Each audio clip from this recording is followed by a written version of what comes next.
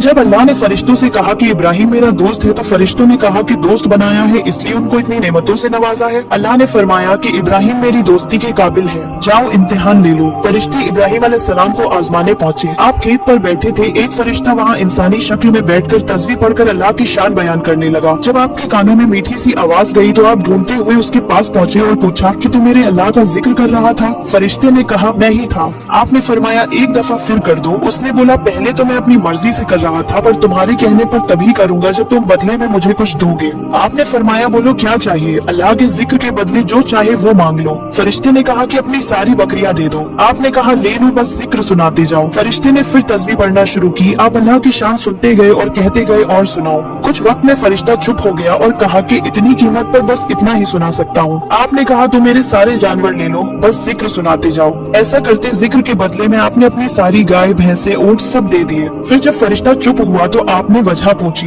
फरिश्ते ने कहा अब तुम्हारे पास कुछ नहीं है, अब क्या दोगे? आपने फरमाया कि अब तुम इतने जानवरों के मालिक हो, इनकी रखवाली के लिए तुम्हें गुलाम तो चाहिए होगा, तुम मुझे गुलाम रख लो, पैसे ना देना, खाना ना देना, बस मेरे अल्लाह का जिक्र सुनाते जाना। ये सब सुनकर फरिश्ता रो पड़ा और कहने लगा कि मैं आपके रब का फरिश्ता हूँ, आप वाकई में इस काबिल हैं कि अल्लाह ने आपको दोस्त बनाया है।